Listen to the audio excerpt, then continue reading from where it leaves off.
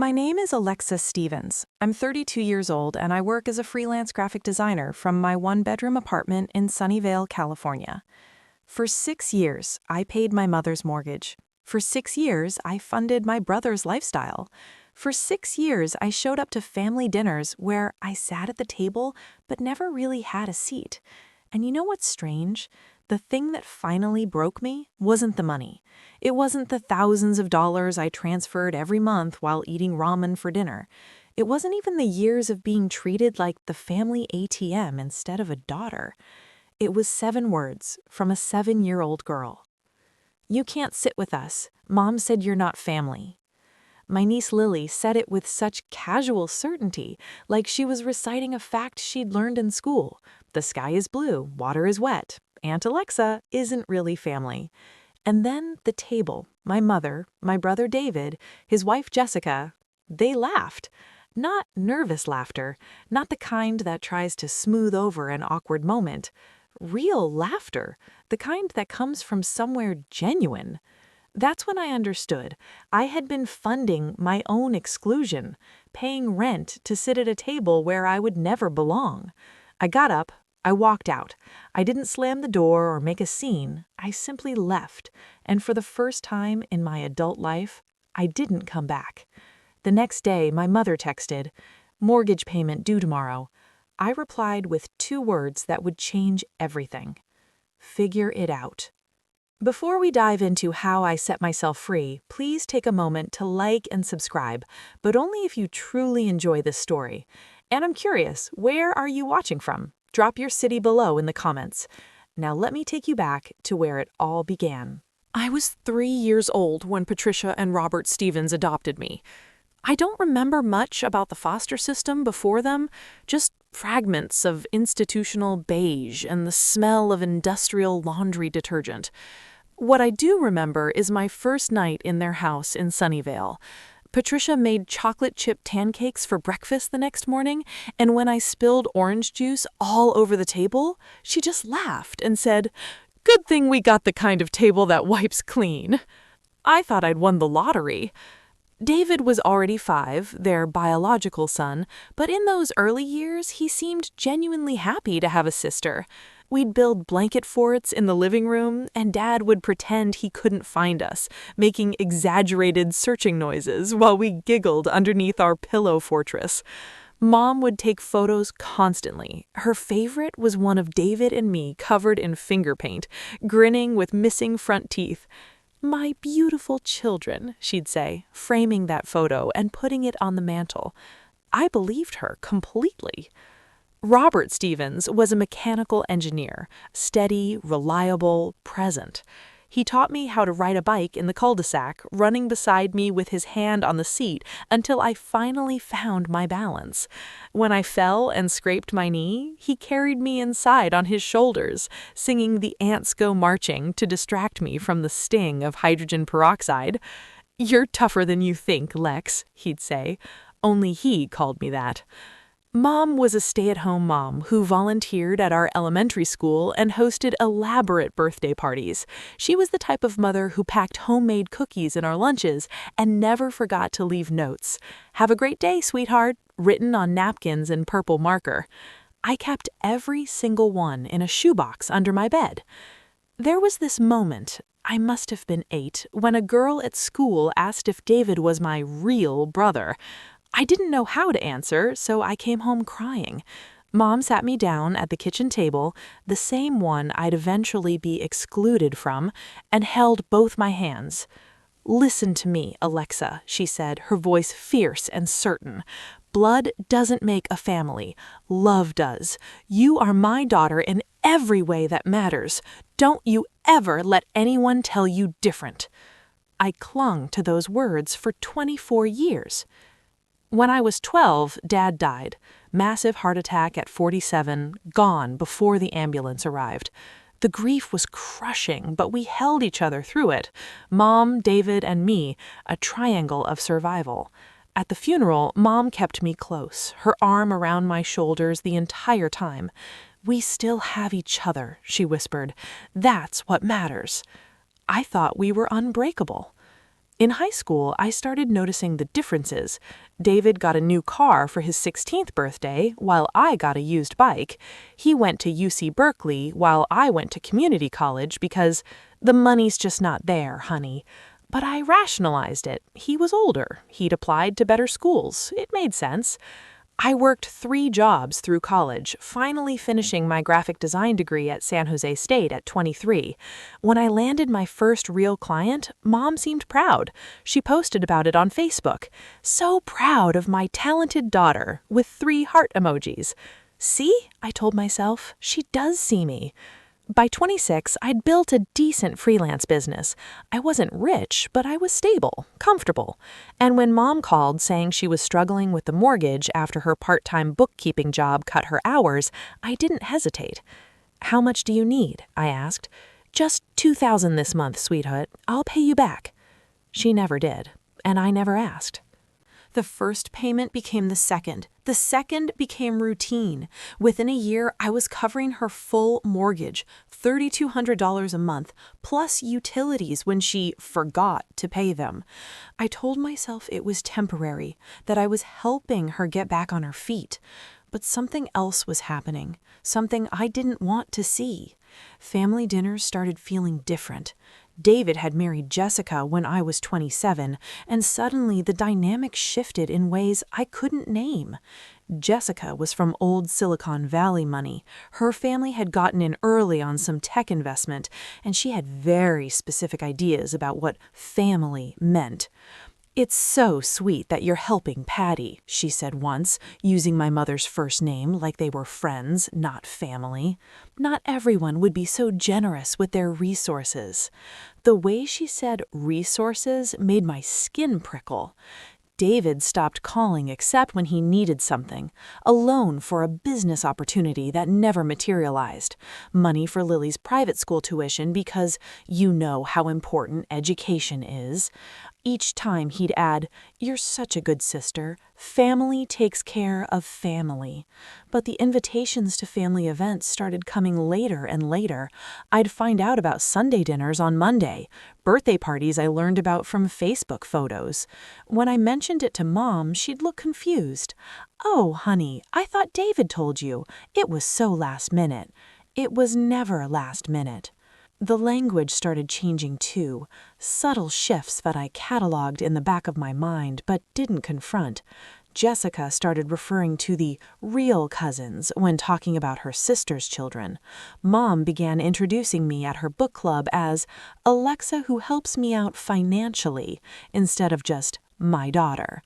During one family dinner, one of the few I was actually invited to, David made a joke about his upcoming vacation to Hawaii. I'd just sent him $5,000 to cover some unexpected expenses.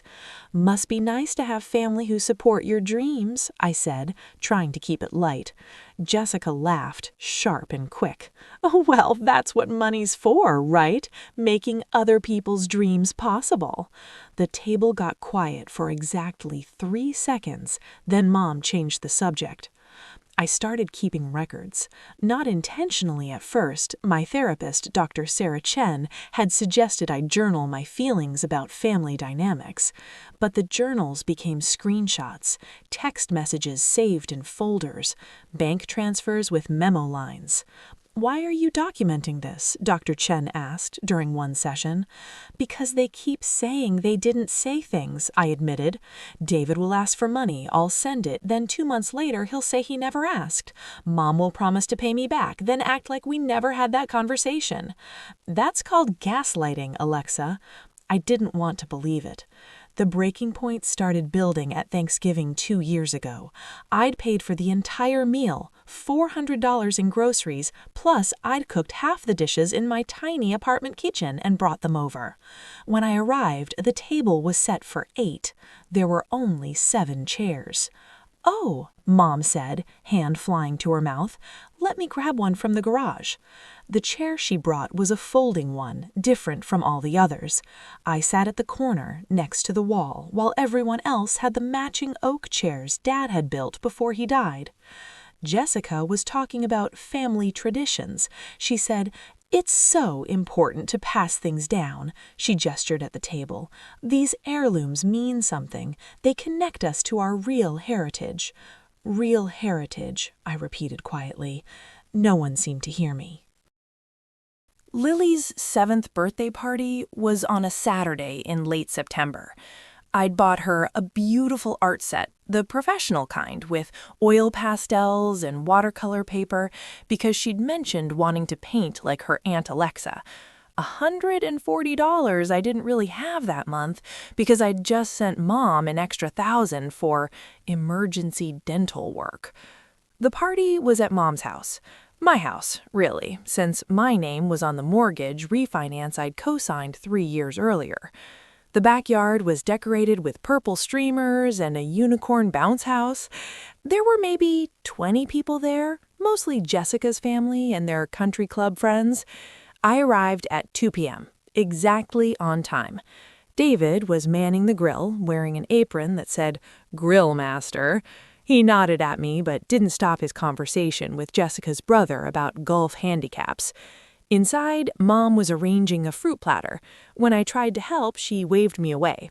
"I've got it, honey. Why don't you go outside?" Something felt off. The air had that charged quality before a lightning strike. Lily was opening presents at a long table set up under the oak tree. I watched from the patio as she squealed over a bicycle from Jessica's parents, a tablet from Mom, designer clothes from various aunts and uncles I'd never met. My carefully wrapped art set was somewhere in the pile. I walked over as the pile dwindled. Lily saw me coming and smiled. She was still innocent then, still just a kid who didn't understand what the adults were building. "Aunt Alexa," she called, "are you going to sit with us for cake?" I was about to answer when Jessica appeared, putting her hand on Lily's shoulder. The gesture was possessive, protective, like I was something dangerous. "Actually, sweetie," Jessica said, her voice saccharine, "the family table is getting pretty full." "But Aunt Alexa is family," Lily said, confused. The backyard didn't go silent, that would be too dramatic, but conversations definitely quieted. I could feel eyes turning towards us, watching this moment unfold. Jessica crouched down to Lily's level, but her voice carried. It was meant to carry. "Well, that's complicated, honey. Aunt Alexa she's someone who helps us out, but she's not family the same way Grandma is family, or Uncle David, or me. She's adopted, remember?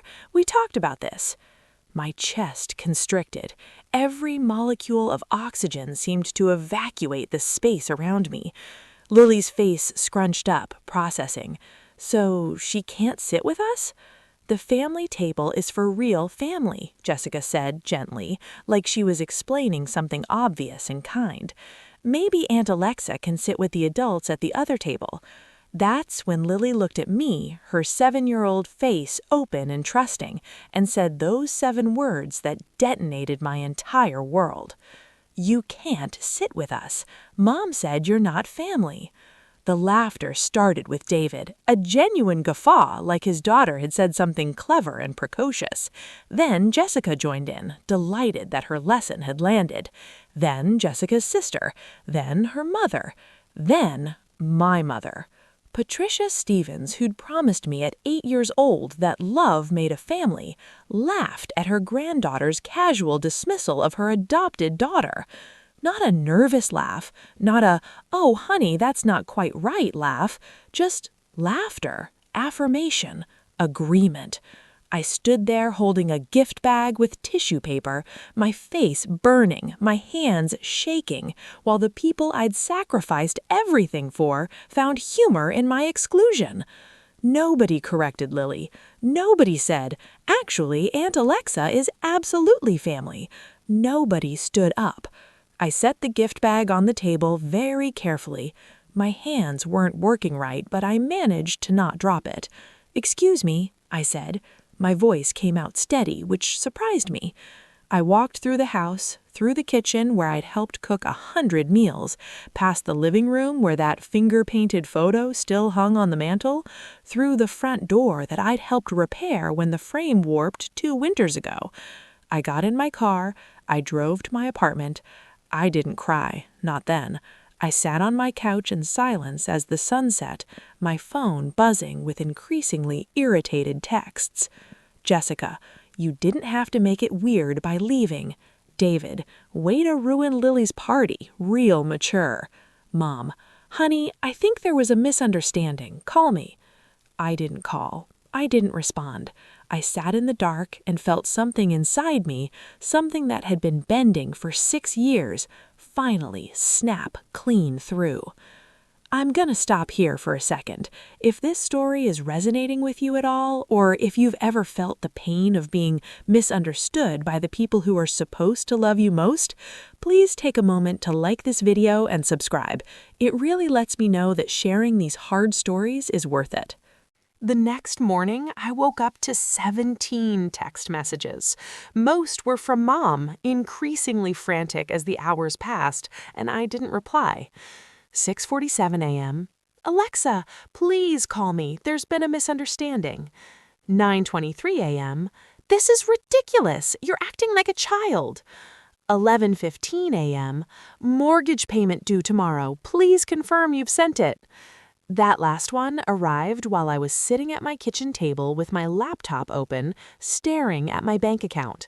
The folder on my desktop labeled Family Finances contained 3 years of meticulously documented transactions, every transfer, every request, every promise to pay me back. Total amount, $186,400. $186,400 in 6 years, not counting the gifts, the groceries, the random emergencies that always seemed to happen right before I got paid. I'd been tracking it because my therapist suggested it, because I was tired of being told I was misremembering, because something in me knew I'd need proof one day. I just didn't know what I'd need it for. Mom's text sat there, glowing. Mortgage payment due tomorrow. No, please. No, I'm sorry about yesterday. No acknowledgement that her granddaughter had publicly declared me not family while she laughed. Just an invoice, a reminder of my function. My fingers hovered over the keyboard. I'd already drafted the transfer, routing numbers memorized. It would take 30 seconds to send $3,200 and maintain the peace. Instead, I typed, "Figure it out." I sent it before I could second-guess myself. 3 seconds later, my phone rang. Mom. I silenced it. She called 4 more times. Then David called. Then Jessica called from a number I didn't recognize. I blocked them all and made coffee. The group chat, Steven's family, with a heart emoji, started exploding around noon. I'd muted it months ago, but I opened it now, watching the messages pile up in real time. David, Alexa, what the hell? Mom's freaking out. Send the mortgage payment. Jessica, this is so petty. You're really going to punish a 7-year-old for something she didn't understand? Mom, Alexa Marie Stevens, we need to talk about this like adults. Marie, my middle name, the one they gave me after Patricia's mother.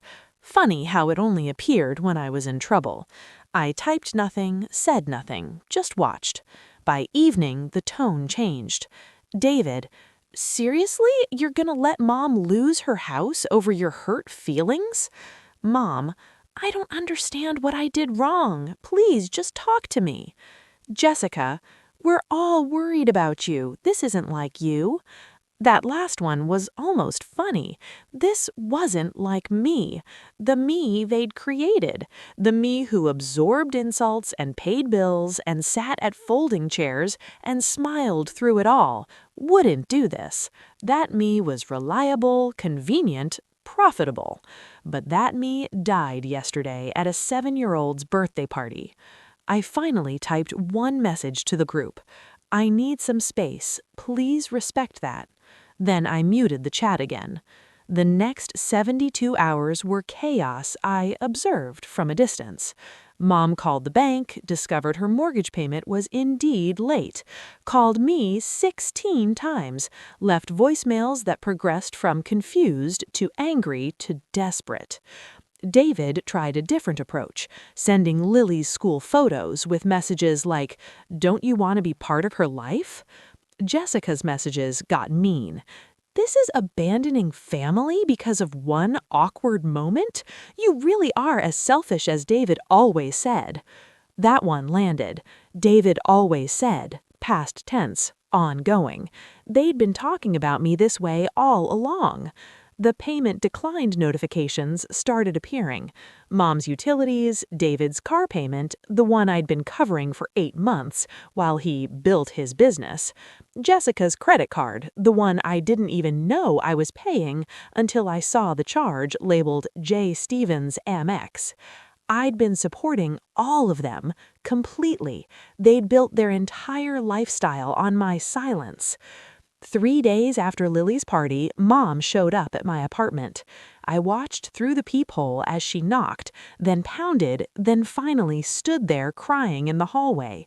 Every instinct I had screamed to open the door, to comfort her, to fix it.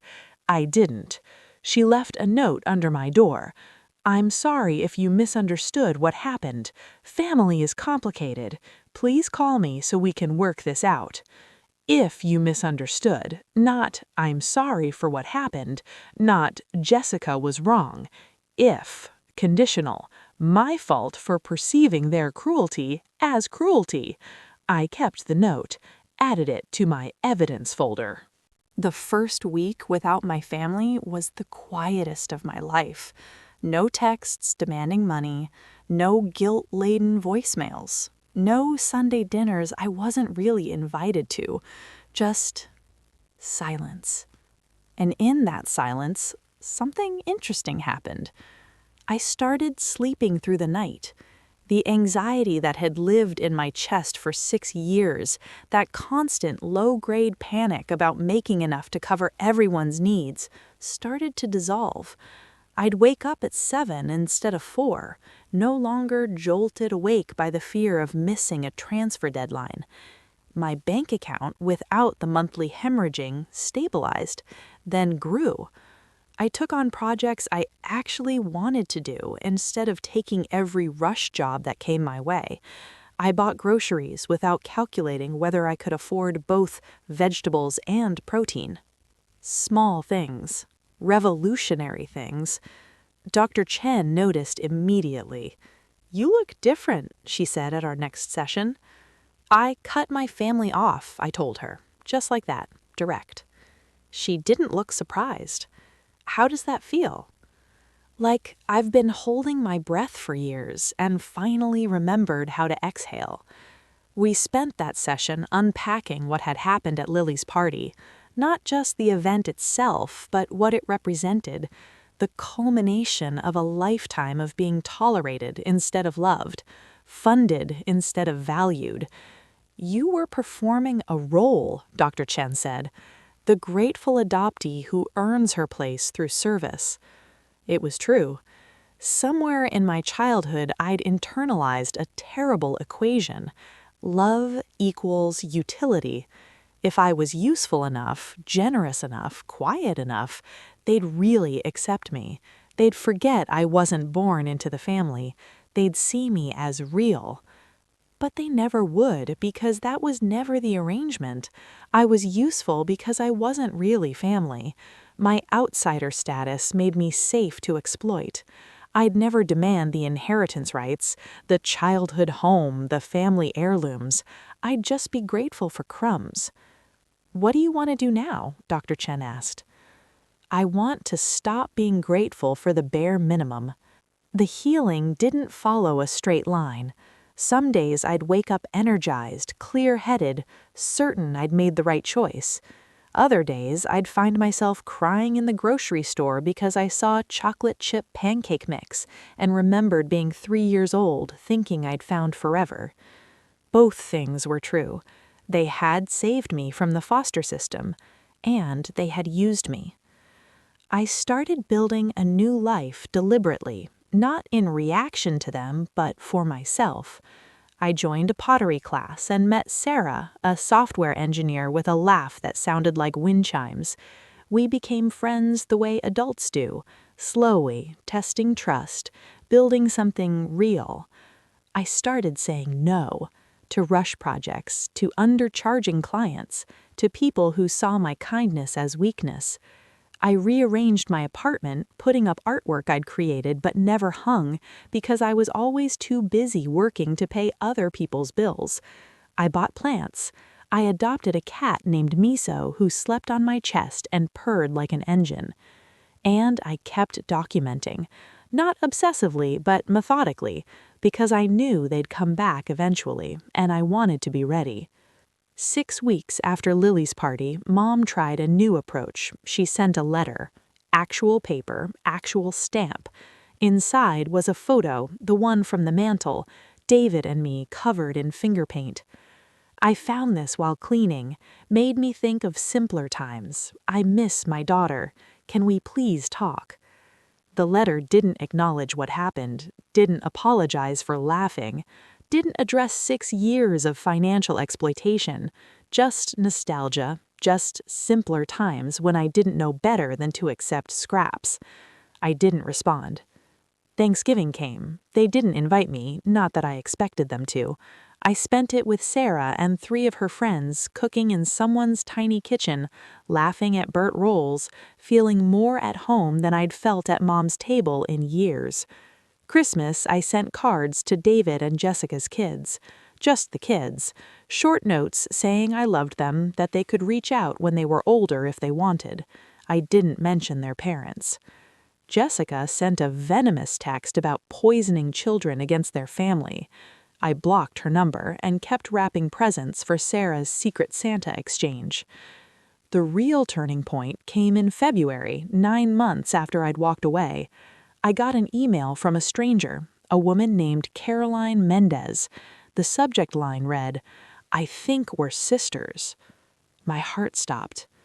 Caroline had been searching for her biological family and found records indicating her mother had given up 2 children for adoption in the early 90s, one in 1993, one in 1995. Me. We met for coffee. She looked like me, same dark eyes, same narrow nose. We compared notes, filled in blanks, cried in a Starbucks while confused college students pretending not to stare. "I always wondered if I had siblings," Caroline said. "I used to make up stories about you. Did your stories include you rescuing me from an emotionally manipulative adoptive family?" She laughed. "No, but I can add that retroactively." Caroline became family, real family, the kind that showed up when they said they would, that split checks fairly, that called just to talk instead of just to ask. We started having dinner every Sunday, our own tradition, built from scratch. And slowly, in the space where my adopted family used to be, I built something better, a chosen family. Sarah, Caroline, my neighbor Marcus who knocked on my door when I'd had the flu and left homemade soup in a thermos, the potter from my class who invited me to her daughter's gallery opening. People who valued me as I was, not for what I could provide. By the time a year had passed since Lily's party, I wasn't the same person who'd sat at that folding chair. I'd stopped performing gratitude, stopped shrinking myself to fit into spaces that were never meant for me. I'd stopped being a bridge and become a house instead. It's been 18 months now since I walked out of that birthday party. 18 months since I sent those 2 words that changed my life. Figure it out. You're probably wondering what happened to them. Mom lost the house. Not immediately. She had 3 months of savings, then she borrowed from friends, then she finally downsized to a 2-bedroom apartment in a less expensive part of town.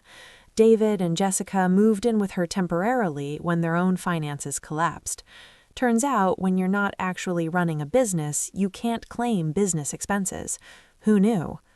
They tried to take me to court, claimed I'd promised to support Mom forever, that I owed them for giving me a home. The lawyer took one look at my documentation, every text, every promise to pay me back, every casual dismissal, and told them they didn't have a case. Gifts aren't contracts, and familial obligation goes both ways. The lawsuit threat disappeared quietly. Last month, I got a letter from Lily. She's 9 now, old enough to understand a little more. She wrote, "Dear Aunt Alexa, I'm sorry for what I said at my party. Mom says you're still my aunt even if you don't come to our house anymore. I hope you're happy. I miss you." It was the only communication that cracked my armor. I wrote back, told her I loved her, that none of this was her fault, that she could always reach out to me directly when she was older. I included my email address and phone number, knowing Jessica would probably intercept it. I didn't write to apologize. I wrote to plant a seed. Here's what I learned. Betrayal doesn't always come with villainous music and obvious cruelty. Sometimes it comes with chocolate chip pancakes and photos on mantles, and small erosive comments that teach you to accept less than you deserve. Sometimes the people who save you also damage you. Both things can be true. And sometimes the greatest act of love you can perform is walking away from people who mistake your kindness for weakness, your generosity for obligation. I hosted Thanksgiving this year. My one-bedroom apartment isn't huge, but we made it work. Me, Caroline, Sarah, Marcus, and 4 others who've become my constellation. We crammed around my small table, elbows touching, laughing too loud, grateful for the mess and the noise and the realness of it all. That night, after everyone left, I looked at my phone. No texts from my adopted family, no emergency requests, no invoices disguised as love. Just photos from the dinner, tagged with hearts. Real ones. Patricia Stevens taught me that love makes a family. She was right about that, even if she didn't understand what it meant. Love isn't silent sacrifice. It isn't enduring humiliation for the privilege of proximity. It isn't paying for a seat at a table where you'll always eat from a folding chair. Love is reciprocal. Love is respectful. Love sees you, actually sees you, and doesn't require you to earn your humanity. I'm not the same woman who left that birthday party. I'm stronger, clearer, less willing to settle. I've learned that you don't owe loyalty to people who only value your utility, that walking away from toxicity isn't abandonment, it's survival. I've learned that the best revenge isn't dramatic confrontation or public exposure. It's building a life so genuine, so fulfilling, so undeniably yours that their absence becomes irrelevant. I don't hate my adopted family. Honestly, I feel mostly indifferent now, which is its own kind of freedom. They gave me some good years, some happy memories, and an education in what I'll never tolerate again. That's enough. These days, when people ask if I have family, I say yes without hesitation. I think of Sunday dinners in cramped apartments. I think of Caroline, who shares my DNA and my dark sense of humor. I think of friends who show up not when it's convenient, but when it matters. I think of Miso purring on my chest while I work on designs I actually care about. I think of the mortgage I no longer pay and the freedom that bought me. And I smile, because I finally figured it out. This was another story from Revenge Room, where we turn pain into purpose and betrayal into balance. Please don't forget to subscribe and join us for the next transformation.